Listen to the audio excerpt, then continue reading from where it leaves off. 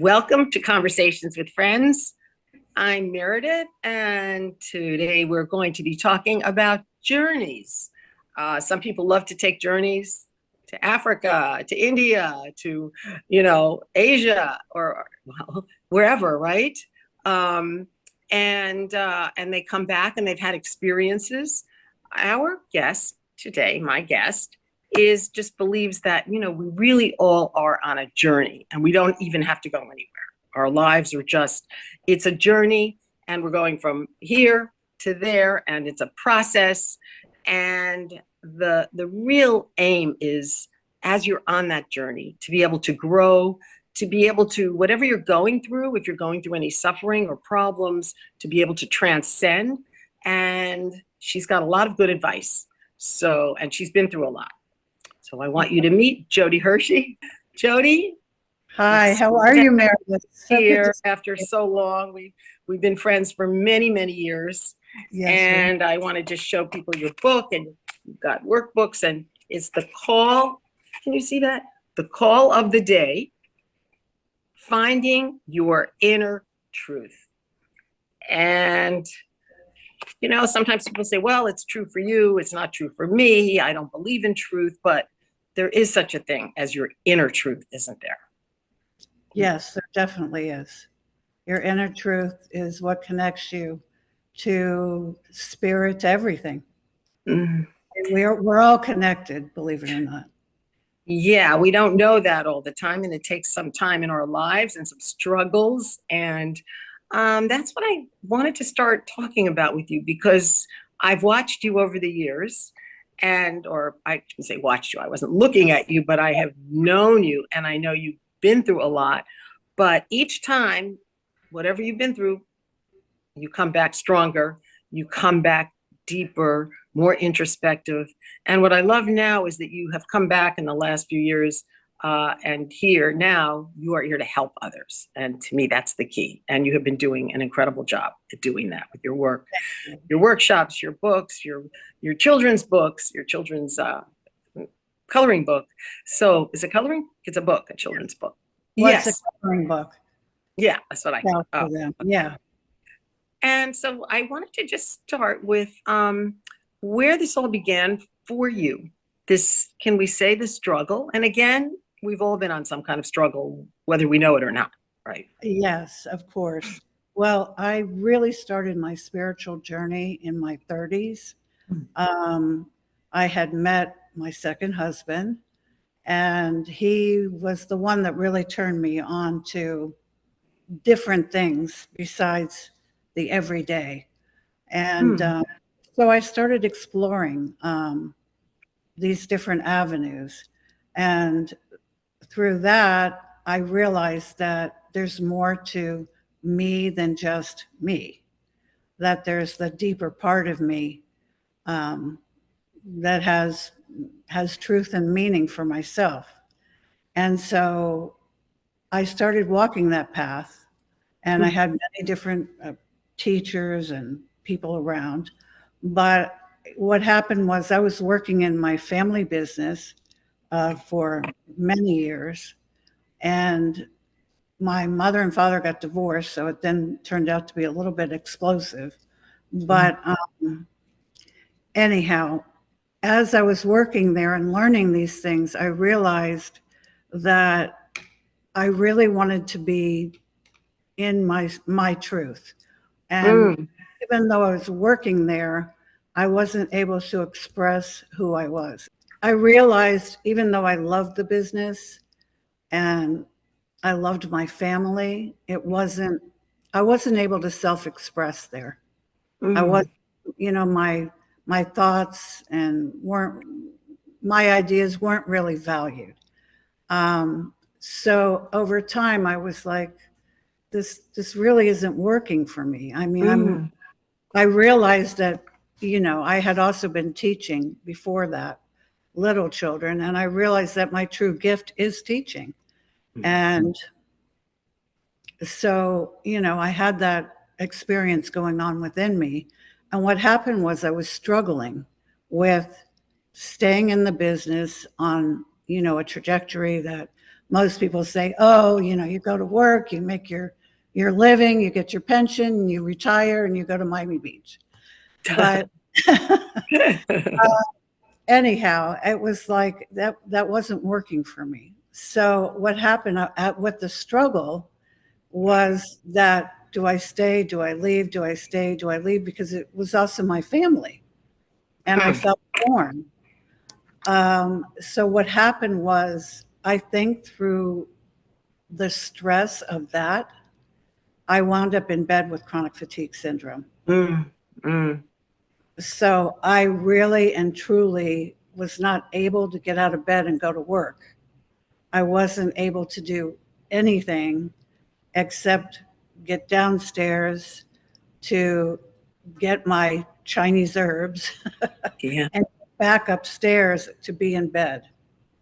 And I was in bed probably 3 months. And while laying there, I was like, okay, what are you going to do with yourself here? You got to get up. You got to, it was almost like an intervention from above. You knew you had to function. I mean, you couldn't continue, right? Right. I mean, it was like, I have to get up, and it was labeled chronic fatigue, but I really was feeling like it was me not being able to make a decision. Through that, I realized one day, it was like, okay, God saying to me, Jodi, are you going to get up, or are you going to lay here and die? Because it's up to you. Make a choice. And so, I made the choice in my head that I was going to somehow get down to the restaurant where my mother was, and let her know that I needed to leave at this point, that I really needed to go on my own path. I wasn't feeling good, and I needed to get my strength back, because even though I had made that decision, my strength was not all there. So I said, I really have to bow out now. So that was the first step, wasn't it? I mean, that was the first step, where you are not happy when one is not happy with their life, no matter how great it might seem to other people. You had a very successful family business, Yes. super successful. And here other people would be envious of you, right? I mean, like, exactly. Look lucky you are, right? I felt better. Beautiful. I started to feel better. I wasn't 100%. I wasn't even 50%, but I was better. Amazing. And so through that process, I started changing my life. Oh, the whole story. So, what I'm thinking is like, people out there might not be, working in the family business, but people all have something that is not right in their life. Not everyone. Some people find, their way and they're happy, but it could be a marriage. It could be, the kind of, like you say, the kind of work that you do. It could be your relationships with people, not just marriage. I mean, there's so many things that people suffer from, aren't they? Yes. So would you say that the first step, to me, the first step is realization? Yes, it's a realization that what's causing the something's not working for me in my life. Mm-hmm. What is not working? And what is it that I choose to look at? And what is it I'm going to be able to choose to change or not to change? But it's first the realization that, what, this just isn't me. I've been doing this life for so long, and all of a sudden, there are things, everybody has things that you say, look, I really want to do or be who I am. And so that's what started me working on myself, obviously. And you really did a lot. I mean, you moved out to Santa Fe, right? Or New Mexico House, I think, that the one I saw. Yes, I moved to New Mexico. I sold my house. I divorced my husband. And I took my little boy with me. He was 5. And I moved to Taos, New Mexico to heal, because I felt it very, very healing there. The mountains were loving, and it just was a perfect fit for me to get better and nurture and grow. And that I was on that path for quite some time. I'd say 10 years out there. You Why were there not? for. So what would you say is if there was a realization when you were there or a real shift? Yes. What was that? What was it that really helped you move into the next stage of your life? The shift was a feeling. It wasn't like a thought. Mm-hmm. It was the feeling of, wow, this is really me. Mm-hmm. I felt like I was in a place that really was comforting and nurturing and just so loving that I felt, wow, this is me. I'm very, very happy here. So that was the first thing, I felt good. And then, I started, you start meeting friends and you go to different things, and learning different things. And I stayed on my spiritual path. Yeah. Interesting, because I'm thinking, I'm actually relating to this in a way I didn't think about it until we're talking, in that I felt like I was good in my life. I wasn't searching, I didn't think. And then, but there was something probably going on that I didn't realize. And then someone practically dragged me to the Brahma Kumaris Center. Mm-hmm. And that's when I had my first a big realization that there was Mm-hmm. something in my life that was missing. Exactly. And I didn't even know I was missing anything, Right. until I set foot in the Brahma Kumari Center and started meditating. And I hadn't meditated really, and just felt peace. And then everybody was asking me, what happened to you? Why are you getting into this? Who are these people? And it was Right. like, I just knew. So I had a lot of trouble in those Yeah. early years with my family because they Yeah. thought I was, kind of Yeah. gone mad, really. In those years now, I know. meditation, I remember my mother saying to me, what are you searching for? Aren't you, what are you looking for? She kept saying to me, what are you looking for? Right? Wasn't it a feeling? Yes. You felt at peace, at home. You knew it was part of your soul, so to speak. Exactly. It's like it was truth. It was truth. And when you hit that truth, whatever it is, Exactly. Magic happens, doesn't it? Healing happens. Exactly. It's true. I'm going to Truth. ask you something. Do you think Yeah. sickness, a lot of people that are, go through things, and I'm not saying all sickness because some things we inherit, but you have to get to the root of maybe there is some connection between the illness, again, maybe not all the time, and what you're going through? Yes, it's possible. But sometimes we create it so that it gives us a window Yeah. and a space to really look through what it is that's happening to us and what it is we need. Mm. And I think it gives you that space. Yeah, it does. And So I want it's something for people to think about. Like if you are sick, it's because I thought about it. I mean, sometimes that happens. It's just you need the space, and I'm so grateful for that space. And so grateful for these things that come up that seem to be obstacles in our life, right? Exactly. Problems in our life that almost we don't want these problems, right? We don't want to be sick. We don't want to have this situation with this person or that, but it's a stepping stone to something, growth, the inner growth. Yes, it is.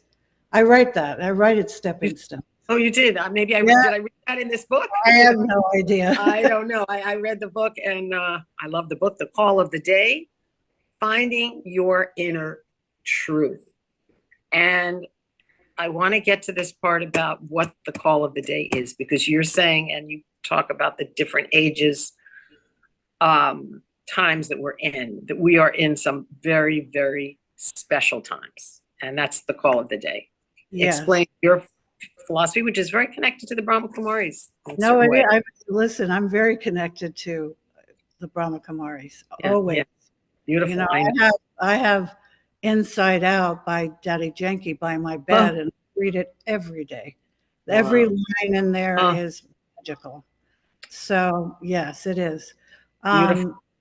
Everybody, well, not everybody, but we're all getting some inclination that there's huge change happening at this point. Mhm. And what I believe or feel that it is that we've all been so off track. We have our earth, our thinking, our way of life. It's, not all of us are nurturing the earth. We're taking from it. And it's just, it's like it's a wake-up call. It's saying, you know what? We need to stop doing what we're doing and look within ourselves and find the love we want and the love we want others to have, like a compassionate heart. And I think the universe is asking us to find our truth within ourselves so that we can have the compassionate heart to help and be with others. And I think part of it is the breakdown. We're coming from a third dimensional frequency, which is a thing, but Yeah. it's a way of thinking. It's like the ego side of ourselves, where if I do this, then I'm going to be happy. And the truth is, it may make you happy for a couple of days, a week, or a year, but then again, then you're going to want something else. So we're always on the train of I want so that I can feel better. And that's where our society has been. And so we're asked to move. We're getting all these messages. The government's breaking down. The earth is breaking down. Every facet of life is breaking down because it's asking for us to take a look at the way we've been living and how we have been abusing what has been lovingly given to us to nurture and take care of. And we haven't done that. And so a lot of things, all the negativity and war and this and that is coming up because it's something we all have to look at. We have to look at, how we're judging people, a mirage of things that we have to look at. So it's really up to us in these times. These times right now are actually something good in a sense. As bad as they may seem, they are to awaken us to something higher, to something, a different way of living, a different way of thinking. And so would your advice be to people, stop the blaming? And what I find, and I know I do it too, is complaining, oh, this world, it's so bad. This world is so bad. But what you're saying, others are saying, what? It is bad. And it is, but we're here to, it's for us to take a look at all these things and how we've been relating to it. And, the hatred and the I'm better than you. And that doesn't work on the new earth, in the new dimension, in fourth frequency, because fourth frequency is about love. It's about coming to understand what love really is and how to love one another. And when we come to that place, then we can really see the fruits of what is, that can happen, that we can share, that the earth can have, that, we're all together. Beautiful. So that's we're in this period to take a look at everything that we've done over the years. And it's not a punishment, it's just holding up a mirror. Yeah. And looking into our own selves. So would you say, one thing that I'm trying to work on is, not to complain about the world, not to say, oh, this happened and that's terrible. When things happen, you hear something is just awful, you feel it. Yeah. Yes, you but do. I don't want it to be a constant complaint in my life that, oh, the world is so bad, because it doesn't give me energy. And I don't think I'm helping anyone. So, right. way. You know, I feel it very deeply too. And, you know, I say to myself, okay, what can I do? And that is to be of service Mm, to mm, whoever needs it in whatever capacity, whether it's holding a door for a person in a wheelchair, whether it's, you know, smiling at somebody, whether it's, you know, whatever it is. It can be little, it can be big. But I find that if we do actually random acts of kindness. that's it, isn't it? It's just, Yeah, but to really becoming, I mean, not that it wasn't, but to really make that almost your mantra, right? exactly. And And that's your through, way of life. yeah, it brings you to other places within yourself and and how you relate to others in the world. So, Yes. Jodi, do you see this time as, in a sense, the Renaissance, like we were in the Dark Ages, many Yes. years ago, and things were dark and bleak, and then all of a Yes. sudden, I always used to feel like the Renaissance must have been incredible, and how it spread around the world. It just started to spread, this time of enlightenment, this time of art, of music, and Yes. can we make that happen? Yes, we can. We Yeah. can make it happen. We just have to Mhm. do it. And I feel one person at a time, then in groups, and then yes, of course we can do it. But what I say, the call of the day, it's saying, okay, we have to wake up to that and be that so that we can have that world that it's been given to us. I mean, we're the ones that are abusing it. It's not like there's so much beauty here and there's so much love and everything that we just need to wake up within ourselves and start giving to others and trying to build a new world through the old broken down world because it won't work anymore. It's broken. You are right. The world is broken. Yeah, Yeah. we can't fix it. So we need to start Mm. anew. So And how do people respond? Because this is, part of the teachings of the Brahma Kumaris too, in certain ways, of definitely, that we are entering this new time, yeah, and it's our role to bring about mhm, the light in the world. And yeah, it is. I love it because I feel like, all this hope, and I Yeah, don't have to be sad. I don't have to be depressed about what's happening in the world. right. Um, Sometimes it is depressing though, right? It bothers me too. I get upset and we have young children that need a new world, but the children already know this. Oh, thank you. Thank you. I know that they know that, don't they? We're trying to hide it, They and they know know it. it. We need to get out of the way. If we can't be Yeah. nurturing and helpful in creating a new place for ourselves or for whatever, we need to get out of the way so they can. Because they know and they know what they need and they know what they have to do. But we Mm. have to support them and nurture them in their growth and get out of the way if we can't be positive. And I think you have a coloring book that speaks to this, right? Do we Well, have a yes. it, or what do we So have? I don't know.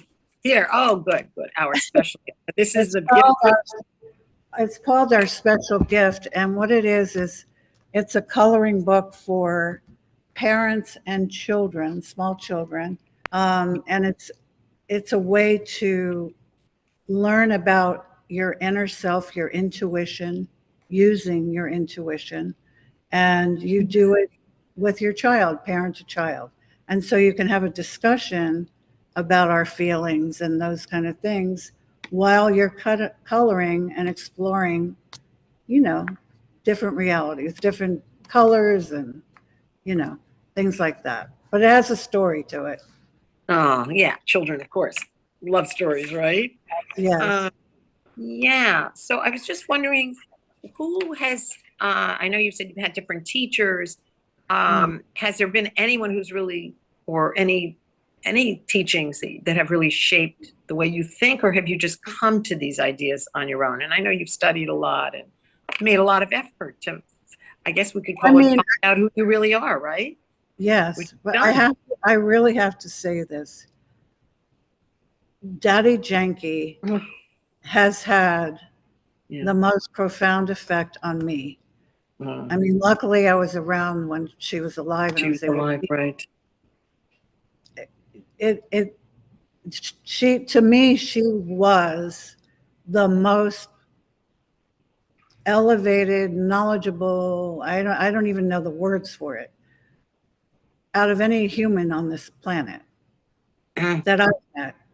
And so if I ever want an answer, I open her book and see what she says. And I don't look for it.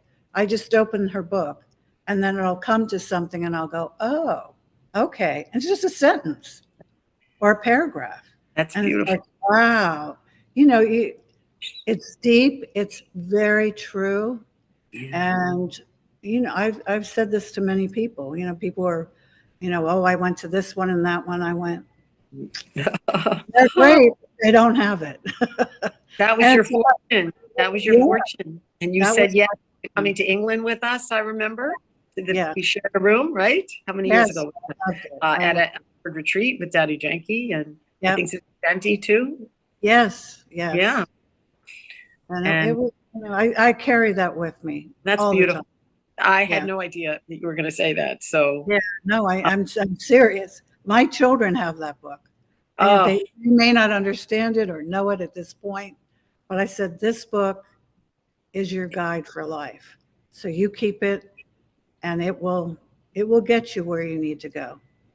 I'm really moved to hear this, because I knew that you had an effect on your life, but to hear this is really touching. No, it's true. It really is true. And I love it. I mean, oh, that's beautiful. Well, she was so wise and understood things that nobody else understood in those days, you know. And I mean, she was a teenager, you know, or really young when she went on this path in India. India at the time, it was in Pakistan. You know, well, it was India. It was India, and then it became Pakistan. But she was I've heard people say a book is coming out about her soon. I think yeah. So was there a time? Okay, so you were helping yourself. You really grew. You know, you evolved. You understood. Was there a time in your life over the last few years where you just said, I have to, you said you have to help others, you know, anyway, small ways. And I believe that so much, you know, small things can be big things, right? In terms of just for your own satisfaction, your own fulfillment. Was there a time when you just said, you know, I need to share what I've learned? And I see that you have with books and workshops. So I do, you know, workshops online, that kind of thing. But yes, of course, it's all about giving and sharing what I've come to, what I've been given through the process, you know. So to me, that's what it's about. It's for you, I can see, you know, this is like, and I think for many, you know, that I know today, I'm lucky enough to know this is like a full-time job, you know, in terms of this is what you do, right? You know, people think, oh, that's something, you do that as a hobby. They like to call it a hobby, and whatever they want to call it, they can. Exactly. It takes over your life, and it's your purpose. Yeah. It's your purpose. It's my purpose. It's my truth. And so that's, you know, that's also what I'm saying is find your passion, your truth, because through the love of your passion, whatever it is, you're able to be infectious because you love it so much and sharing whatever you do with others. And so that brings you to so much peace when you do that with yourself. And then, you know. Have you found that as you go through this process, you know, over many years, that you kind of clear some of the karma, you know, the karma meaning negative situations that you had, or it doesn't affect you? I mean, it doesn't affect you anymore. You know, you just move beyond things that maybe had an effect on you before. You heal, right? Yeah, exactly. Well, my take on karma Yeah, is here. is karma is done in the three-dimensional world. There Mm. is no karma in higher frequencies Mm-hmm. because you work through, or you don't, but you don't go to a higher frequency, in my understanding, in the way I've gone through it, unless you've come through your own personal stuff. You have to do your karma or dharma or whatever it is. Right. But I think now's the time to get rid of all the karma that you feel you have or that you want to be done with so that you can move on to a clearer, happier life. We don't have to have karma. Right. No, we don't. And to clear, I think what you're saying too is clear any negativity, anything that's pulling Exactly. or a part of you maybe that you don't like, right? You Exactly. wish, sometimes we wish we were not someone else, but we could do something else or be something else or whatever. Exactly. But, is to really embrace who you are. Exactly. And as you do that, I always feel like it automatically drops off. It You know, does. It does. goes away drops without having. off, it drops off through action. Yeah. Well, Through your actions, the karma drops off because you are acting your part of what the karma was. You're through your actions of, for the lack of a better word, in repairing the deed, yeah. or just doing what you know. You may not have caused it, but you're just doing what you know is right, and you act on that and do it in the right. You do the right thing, Beautiful. and that's when karma drops. Yeah. Do the right thing and Yeah, not try to manipulate people, not ever lie, try exactly. to save yourself, not, you talk about in your book a lot, ego, not think you're better than others, not boss people around, not act like and other people not. All these things, right? That's all things that we have to clear. Exactly. And Exactly. not always so easy though, is it? I mean, there are things that kind of bug us or still kind of lingering from the past or I mean, it's hard. It's hard. It's hard to do something you don't want to do. right. You don't really want to do it, but look, this is the right thing to do, and it's my responsibility to do it. Mm, mm. Well, what I get from you is you're very comfortable with the life that you've created. You've created the life that you wanted to create. So Yeah. I'm sure those people in your family or friends in the past that said, stay with the job, it's a great job. Stay with this, do this, stay with the marriage, right? Now probably look at you, right? And say, you've done the right thing. And they see that you're happy and you're fulfilled. But you can't even hope for people to, No, to compliment you. Right? you have to feel that it's the right thing. It's the right thing. And you're on the path. And what you're really saying though is it's all about service, isn't it? Helping, being here. And I think as time goes on, as these things do happen and come up in the world, Yes. we really have to stay on that path and not think, am I going to be affected or am I going to suffer? It's to really be, would you say the word is selfless? Not think about yourself so much? Yeah. Yes, it's of service. It's of service. And it's that's what I mean. That's what I think you and I are here for. I mean, it's service. It's especially now. So many people are going to need it and need whatever it is. They need comfort. They need ways to, like meditation and ways to feel better and get through these periods because they're tough periods and they're going to be tough for a little while. Yeah.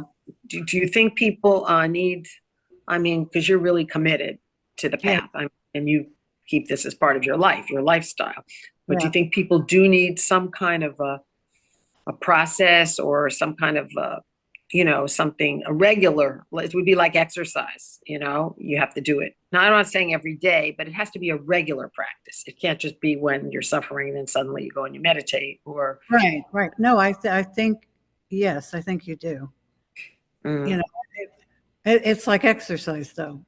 yeah, Some people need it every day and some sure. people need it 3 times a week or, but whatever it is for each person, do it because you need it. And we need it to stay clear and balanced and able to have the coping skills of what we see and we could be seeing. Mm. So we need to get as comfortable as possible, and that is through meditation and mindfulness and things of that nature. Studying, spiritual, to be focused more on the inner world. And I The do see inner people world. so caught up in their outer world, doing and constantly doing. And those are good things to be doing things. You don't want to Yes. sit in your house all day and do nothing. But sometimes do you feel that people are too caught up in the doing Yeah. rather than the being? Right now, it's so important to this is an inner journey we're on now. This is not about the outside anymore. It is about your inner journey, your inner self-worth, your inner structure, because we can't build outside structures unless our inside structure is good and solid in our hearts. In our hearts. Beautiful. And then we can build things together. Jodi, you have so much to share and so much to give. And I'm really, really touched, by seeing you go through your process over years. You bit too. by bit, Yeah. making the effort and so authentic, not because it's a cool thing to do or, you want to hang out with certain people. It's not like that. Yours is from your heart. It is. It's the compassionate heart. That's the next writing. Your next book. Anything else that you'd like to share before we go? I think we've shared everything that we need to share, and I'm always here in service if needed. That's your mantra, huh? How can I? I was a little bothered by something that happened a few days ago, and it was just more something not emotional, nothing to do with that, something that wasn't working, in terms of, and I told this to somebody, and this person said to me, "I understand." I said, I'm I don't know how this is going to get fixed, kind of thing. Right. And this person said, "I understand." And that touched me so much. Exactly. Not like trying to give me some kind of a long response or something, like they knew everything. And, you don't need to be like this to be bothered by it. And when they said that, I melted. I just it didn't bother me, Exactly. You got it. You got it through the word. I understand. Because it was a feeling, a nurturing given to you from the person just by those words. Yeah. And it's amazing how just a couple of words or a smile or some kind of a feeling, an eye contact. Really spiritual important. Eye contact with somebody. Yeah. Mm-hmm. So there's lots of little things we can do and lots of big things. And I don't like to think of the big things. I like to think of just, steps, baby steps. Exactly. What can we do? What can I do? And how can I? And what's amazing is you feel so much better. You do. You feel better knowing that you're here to give.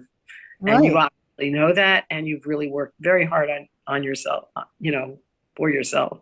Oh, thank you, Meredith. Over many years. And you haven't given up, you just keep, yeah. And then all of a sudden, it doesn't have to be difficult anymore, right? It just becomes a way of life.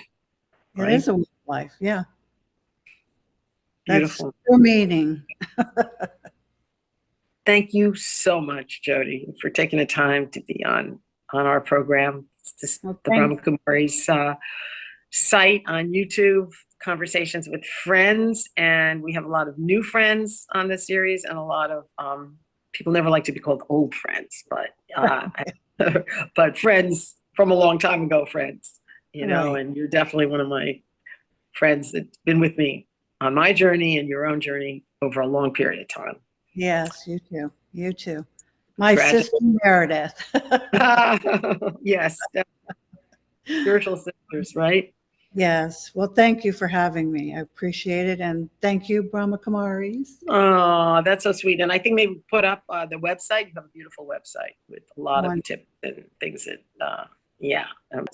Thank you so much. And I want to thank Nita, our Thank technical you. director, Nita, who's been with us right from the beginning of the show and often has an idea or something. Oh, you should put this person on. You should put that person. She's always looking and always there to help. Nita from the Brahma Kumari Center in Miami. Om Shanti. Thank you. Om Shanti. Thank you, Jodi. Bye. Bye.